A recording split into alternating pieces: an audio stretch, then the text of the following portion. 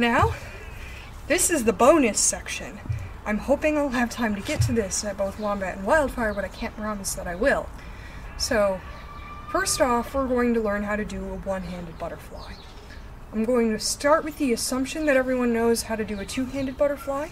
If that's not the case, there are plenty of tutorials, and I will try to find a good one and put one of them in the description of the video.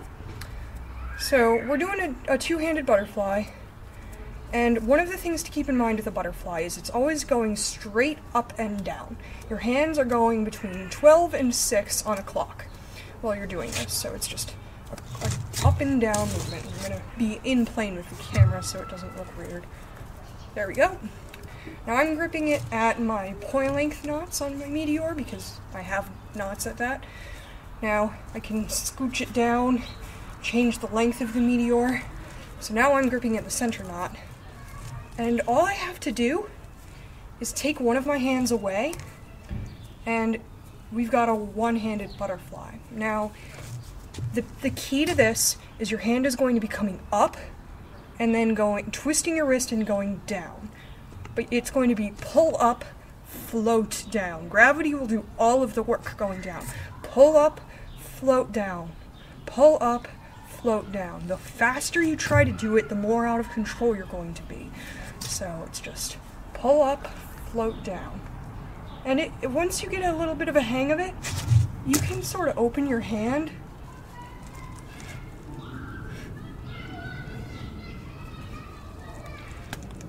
That's a basic one-handed butterfly. We want to do it with both hands. That was a terrible example of it. We want to do it with both hands. So get it going. Your wrist is going to be twisting up, down.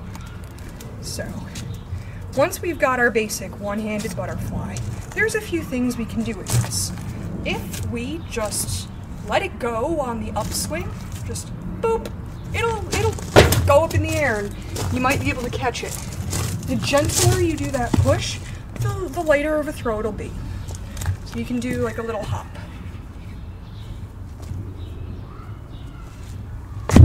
And you can catch it. So it feels really good to get it tossed down. So that's something fun to practice with, but be careful with this. If you're at J.N. Webster, be careful about doing this in the dining hall. Your Meteor can and will get stuck in the rafters. If you're doing it around trees, it can and will get stuck in a tree. I am speaking from personal experience on this. Kitch had to rescue it from the rafters once, and we were shooting a rope dart at the one that got stuck in a tree for about 20 minutes until we finally hit it and got it to come down. Other variations on the butterfly. So we've got our basic one-handed butterfly. If you tip your head to the side while you're doing it, you'll notice the butterfly sort of starts to bend. And it won't be very neat at first, and it'll take a lot of practice. But just gently tip your head to the side. And then imagine that your hand is moving between 3 and 9 on that clock instead of 12 and 6. And there you've got your basic side-to-side butterfly. Now, how can we get into a one-handed butterfly with finesse? Because as you've seen, I've been starting it with the two-handed butterfly because it's always easiest to get into that when it's already moving. So, remember that floor plane isolation that we learned earlier, where it's just sort of going like this? Give it a push downwards and then tug up, and boom, you've got a one-handed butterfly. I'll show you that again.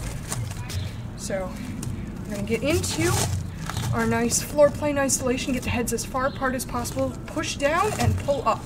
The pushing down is very important because it will make the head separate further.